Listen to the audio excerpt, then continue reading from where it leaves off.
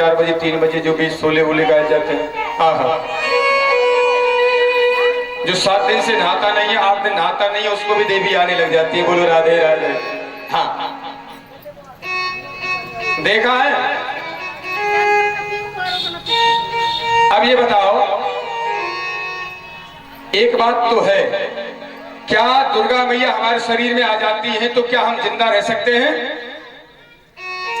हम कभी जिंदा नहीं रह सकते। दुर्गा मैया शरीर में आ गई तो, क्योंकि उनका तेज इतना बड़ा है कि उनकी हम छाया को भी नहीं देख सकते, और वो हमारे शरीर में आ जाती है ना। गलत बात। हाँ, कोई थोड़ा बहुत भाव बनता है। कब? 11 वर्ष से पहले और 60 वर्ष के बाद, इसके बीच में आता है तो पक्का ढोंग। दुर्गा मैया आना, ये आना सब कोई साधारण नहीं है। तो कहने का भाव मेरा ये है, कुछ सासुओं ने बहुत स्वागत किया अपनी बहुओं का, और स्वागत करने के बाद में आनंद से रह रही हैं, आनंद से अपनी माता पिता की सेवा कर रही हैं। अब देखो, जिस घर में माता पिता हैं, मातृभक्ति पितृभक्ति जीवन में है, समझ लो कि आनंद है। माता की भक्ति नहीं, पिता की भक्ति नहीं, पति भूखा बैठा है, मंदिर हम जा रहे हैं, तो क्या फायदा ऐसी पूजा से? सबसे बड़े भगवान है माता पिता। सास और ससुर की सेवा करने से पूरा फल मिल जाता है भगवान की पूजा का, पता है? आप ये समझते होंगे कि हम तो जवान ही रहेंगे, बूढ़े नहीं होंगे। बोलो राधे राधे। बूढ़ा सबको होना। आगे चल करके रुमातों ने भगवान का खूब गुणानुवाद गाया, बड़े आनंद के साथ में गाया है। तो आइए हम भी बड़े आनंद के साथ में गाएंगे। जय श्री राधे, जय श्री श्याम।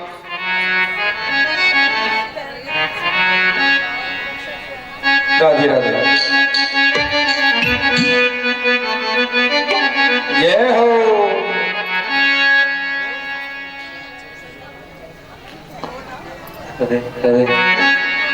हे नाय राम नाम लीनो, जय हो। नाय हरि को नाम लीनो, होते में भरी जवानी में। जय हो। ये तू डूब के मर जा रे, वो चुल्लू भर पानी में। किसी कवि ने बड़ा ही सुंदर भजन गाया। ओ नाय राम नाम लीनो, नाय कृष्ण नाम लीनो, तेने भरी जवानी में। ये तू डूब के मर जा रे, वो चुल्लू भर पानी में। डूब के मर जा रे, वो चुल्लू भर पानी में।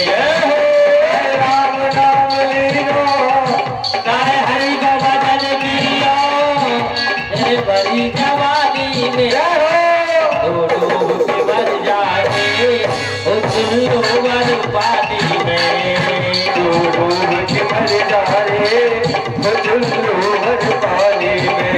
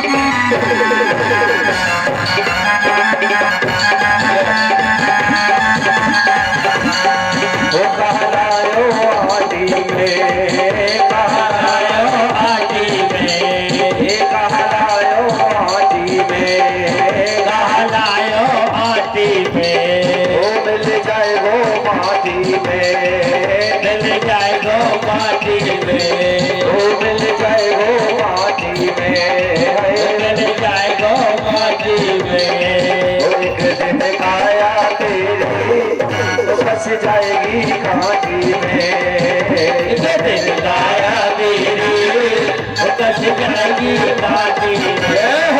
कछु कमा नहीं पायो, कछु कमा नहीं पायो, ऐसी जिंदगानी में तू मर जाने उल्लू भर पानी में, तू मर जाने ओ चुल्लू हर पानी में।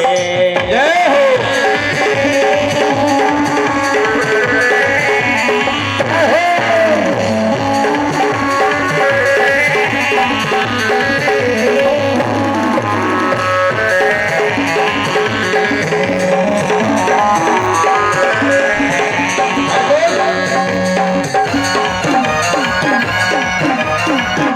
जय जय श्री राम जी।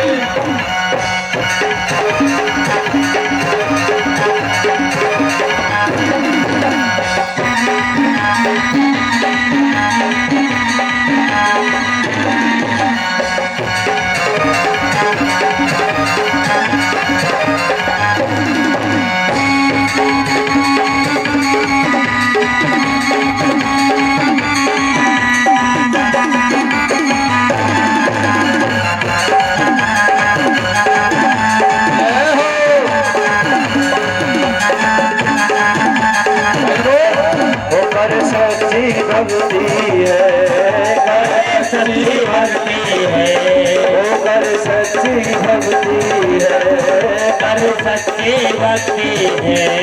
वो भक्ति में शक्ति है, भक्ति में शक्ति है, कर सच्ची भक्ति है, भक्ति में शक्ति है।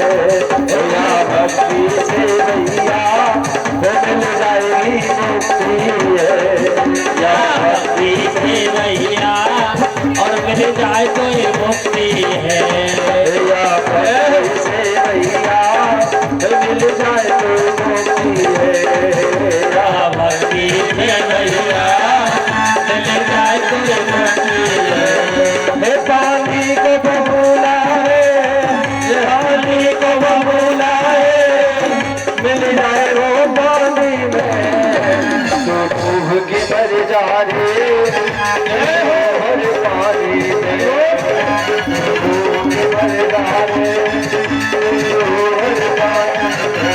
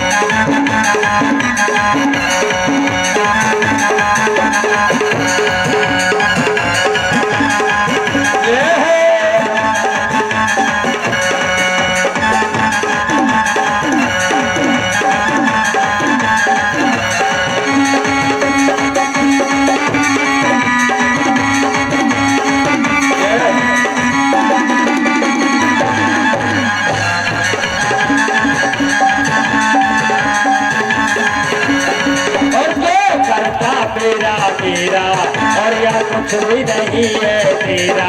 जो करता मेरा मेरा यहाँ कुछ भी नहीं है तेरा। और क्या करता मेरा मेरा और यह कुछ भी नहीं है तेरा। क्या करता मेरा मेरा यहाँ कुछ भी नहीं है तेरा। एक दिन होगा भैया और तेरा मर्ग तुम्हें मेरा। और एक दिन होगा भैया तो तेरा मर्ग में मेरा। एक दिन होगा भैया और तेरा मर्ग तुम्हें मेरा। और एक दिन होगा भैया तो तेरा मर्ग में मेरा। कछु कमाए नहीं पायो और कछु कमाए के नहीं पायो और कछु कमाए के नहीं जाए। ऐसी दुखे जानी में तो डूब मर जाने तो चलो पानी में। तू डूब के मर जाए वो चुल्लू भर पानी में।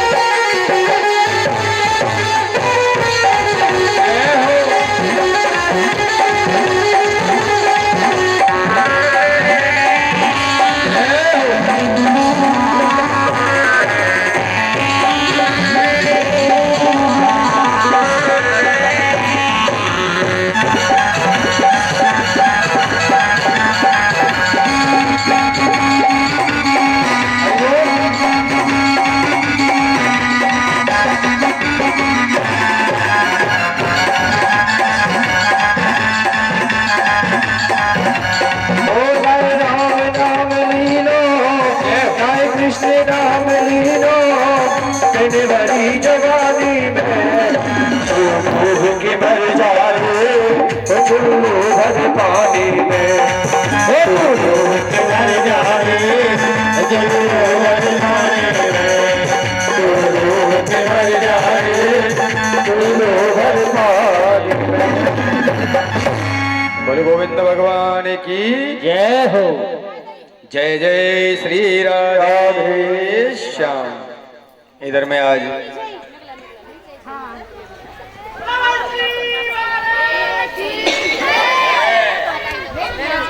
बहुत आनंद की बात, बड़ी सुंदर कथा का वर्णन वहां चल रहा है। और ये कोई साधारण मंत्र नहीं है जो गोपी बन करके आए हैं। भगवान गौ चराने के लिए जाते यमुना किनारे और गौ चराते चराते चराते चराते आनंद से खेल खेलने लग जाते। अब यहां से रास का प्रसंग प्रारंभ है। जितनी भी ब्रज में गोपी हैं सभी आ रही हैं और आनंद से ब्रज में क्रीड़ा कर रही हैं और आनंद ले रही हैं। और गोपी जिस भाव में है पता है, आज भगवान कृष्ण यमुना के किनारे बैठे हैं और मुरली का निनाद कर रहे हैं, मुरली बजा रहे हैं। मुरली एक है, मुरली बजाने वाला एक है, लेकिन 84 कोस की ब्रज में जितनी भी गोपी हैं सबको अपने नामों में सुनाई दे रही है। गोपियां कहती है हमारा नाम लेके बुला रही है, हमारा नाम लेके बुला रही है, हमारा नाम लेके बुला रही है। लेकिन मुरली एक, मुरली बजाने वाला एक।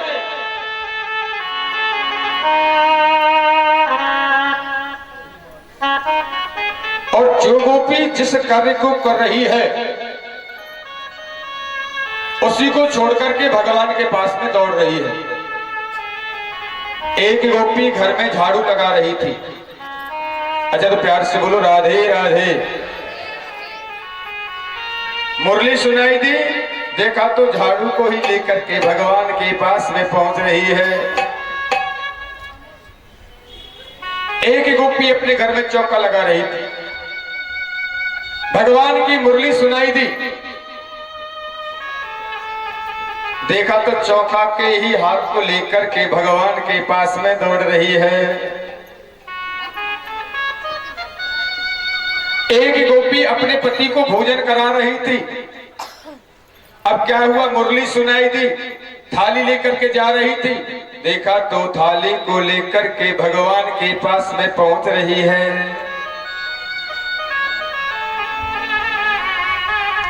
और एक गोपी अपने बच्चे को दुग्ध पान करा रही थी। बोलो राधे राधे। देखा तो बच्चे को ही लेकर के भगवान के पास में जा रही है। एक गोपी श्रृंगार कर रही थी, आंख में काजल लगा रही थी, दूसरी में लगाना चाह रही थी। देखा तो भगवान की मुरली सुनी और देखा तो भगवान के पास जा रही।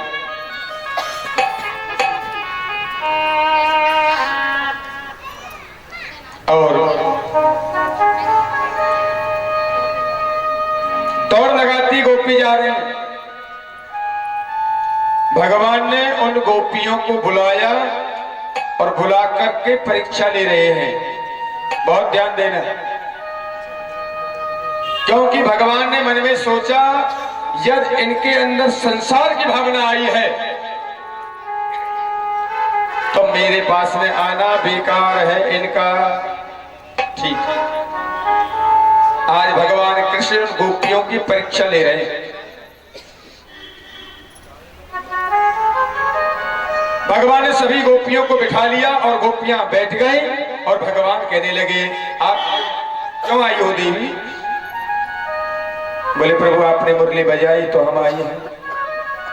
बोले मैंने नाम लेके थोड़ा बुलाया था। बोले नाम लेके बुलाया था। आप क्यों आई हैं? किस लिए आई हैं? भगवान परीक्षा ले रहे हैं। गोपियां बोली आपने मुरली बजाई तो हम आ गई हैं, ज्यादा हम नहीं जानती। ठीक है। भगवान ने सोचा संसार की भावना अंदर तो नहीं है।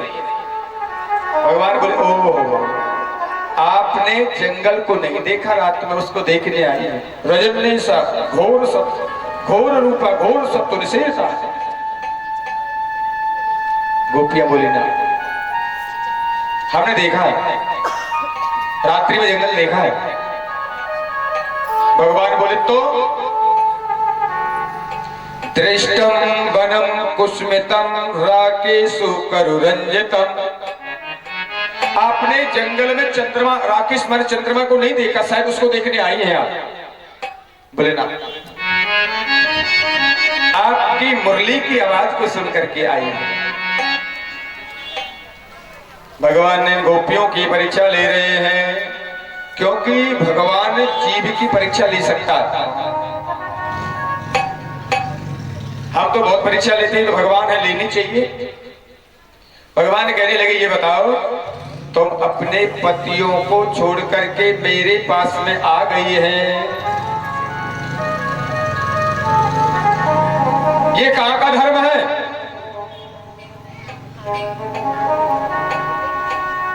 तो भगवान कृष्ण खड़े हो गए उन्हीं गोपियों के बीच में। और जब खड़े हुए और कहने लगे देवियों, एक पतिव्रत नारी थी। पतिव्रत नारी की कथा सुनाने लगे। गोपियां बोले तो उसका पति गया था जंगल में लकड़ी लेने। सुबह का गया, दोपहर हो गया। पत्नी चावल बीन रही थी। जब गठरी लेकर के आया लकड़ी का, गट्ठर वहीं पटक दिया जहां पत्नी चावल बीन रही थी।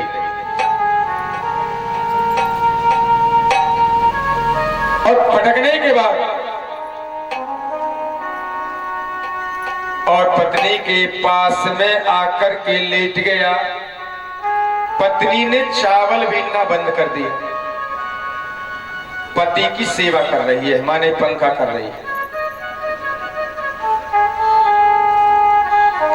उन्हीं के घर में एक हवन कुंड चल रहा था, यज्ञ हुआ था। पहले वैष्णवों में सबके घर यज्ञ होता था सुबह।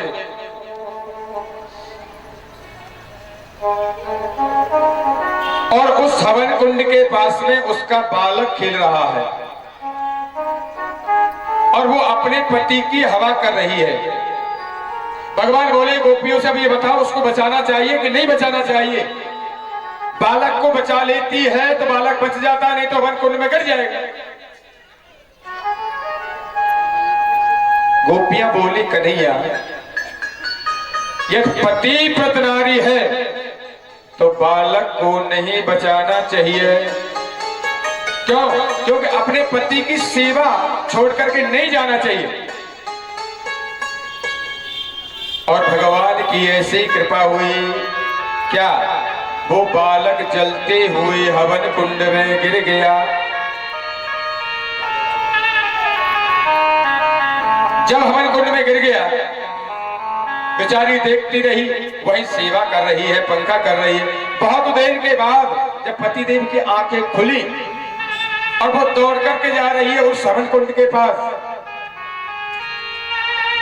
और देखा तो क्या देख रही है, जलते हुए हवन कुंड में वो बालक देखा तो खेल रहा है, क्रीड़ा कर रहा है। भगवान बोले ये है पतिव्रत नारी की कथा। अपने पतिव्रत धर्म से अपने बच्चे को बचा लिया और आप अपने पतियों को छोड़ करके मेरे पास में आ गई है। ये कहां का धर्म है? अब इधर में गोपी बोली कन्हैया एक बात कहे। बोले कहो। आप जैसी कथा कह रहे हो ना, जो हमें सुना रहे हो, ऐसी कथा हम भी 10-20 जानते हैं।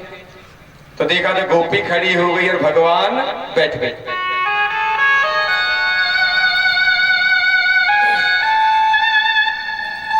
गोपी खड़ी हो गई और बोली कन्हैया एक पतिव्रत नारी थी और उसके पति को जाना था परदेश। बोले ठीक है।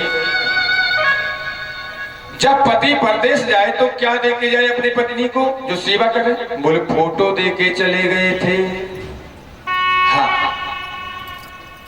पति परदेश चले गए, बेचारे पत्नी फोटो की पूजा कर रही, नहलाती धुलाती खिलाती पिलाती रुलाती हंसाती। हाँ, और सेवा करते करते बहुत दिन हो गए।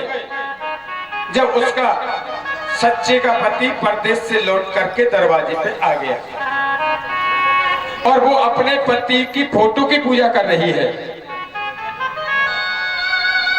कन्हैया से बोली अब बताओ मेरे कन्हैया, जब सच्चे के पति दरवाजे पे आ गए हैं तो फोटो की पूजा करनी चाहिए कि नहीं करनी चाहिए? भगवान बोले जब सच्चे के पति सामने आ गए तो फोटो की पूजा नहीं करनी चाहिए। तो गोपियां बोली हम भी तो यही कह रही है, वो पति तो हमारे फोटो के समान है और सच्चे पति तो आप हो हमारे।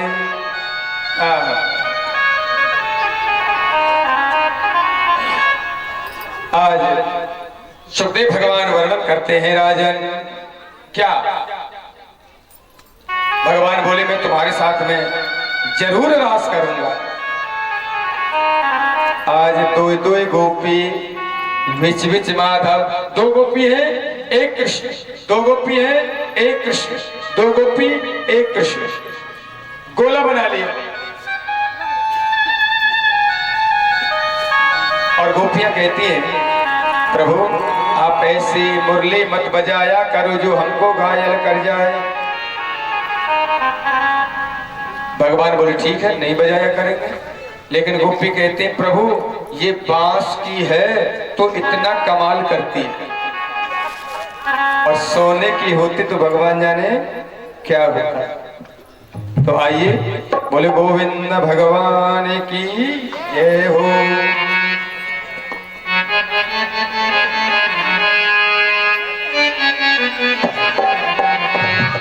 श्याम तेरी बंसी ये पागल कर जाती है, पागल कर जाती है, घायल कर जाती है। ये श्याम तेरी बंसी पागल कर जाती है, ये श्याम तेरी बंसी पागल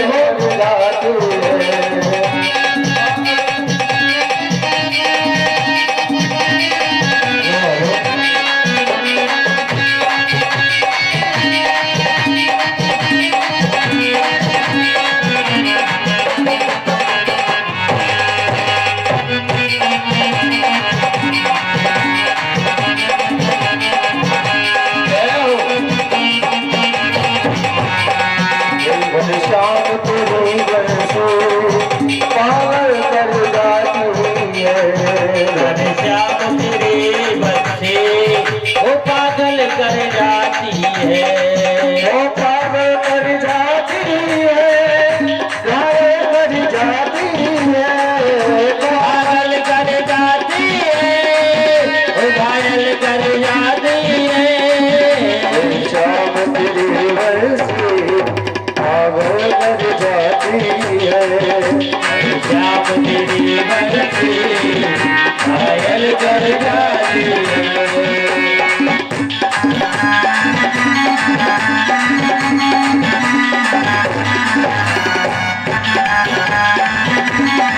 जय हो हरि बोल, हरि बोल।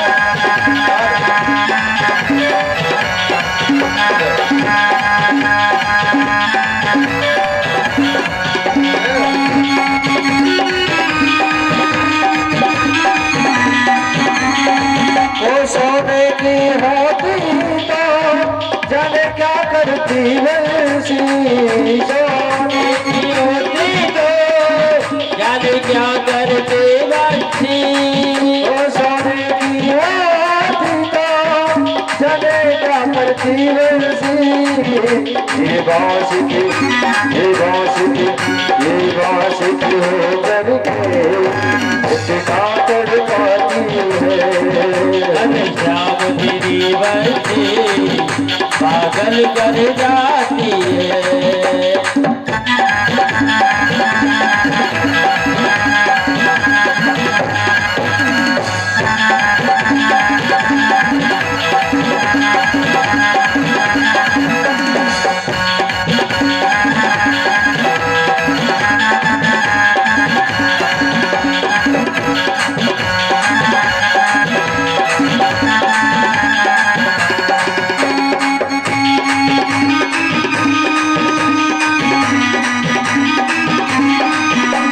तुम गोरे होते तो जाने क्या करते वो है। तुम गोरे होते तो जाने क्या करते वो है। तुम गोरे होते तो जाने क्या करते वो है। तुम गोरे होते तो जाने क्या करते वो है। इस सावरी सूरत पे दुनिया बढ़ जाती है। श्याम तेरी बरसी पागल कर जाती है। शाम तेरी बरसी पागल कर जाती है। पागल कर जाती है।